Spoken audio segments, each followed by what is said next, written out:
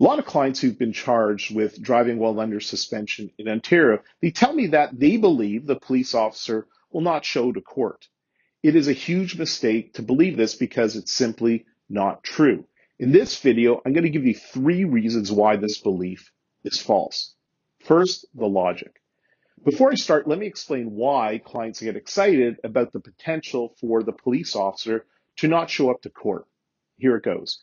If your driving while under suspension case goes to trial, the police officer that charged you, they have to show up to court to give the evidence.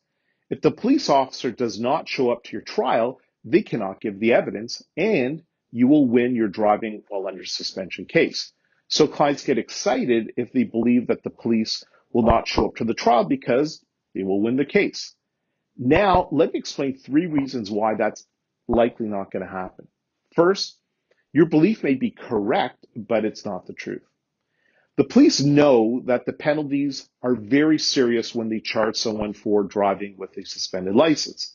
The police know you're facing, at minimum, a mandatory 6-month driving suspension, and in some cases, you may be going to jail. The police know when they charge you that you're going to be under a lot of stress, and that stress may escalate the situation to something that can be volatile. It is in this context the police are trained to de-escalate the situation. And often the police may communicate to you that you should not worry, that maybe they just won't show up to court. Communicating that to you will very likely de-escalate the stress from what's happening. So yes, after you get charged, you may rightly believe that the police may not show up to your trial, but that's not the truth. The police were simply lowering the stress of the situation. 2, the police must show up. It's their job. Going to court for the police is part of their job. When a police officer lays a charge, in this case driving while suspended in Ontario, if that case goes to trial, the police officer will be compelled to show up to court to give their evidence. If the police officer does not show up to court, there can be serious consequences for that officer. It's their job. They're going to show up. 3, the court has the police officer's schedule.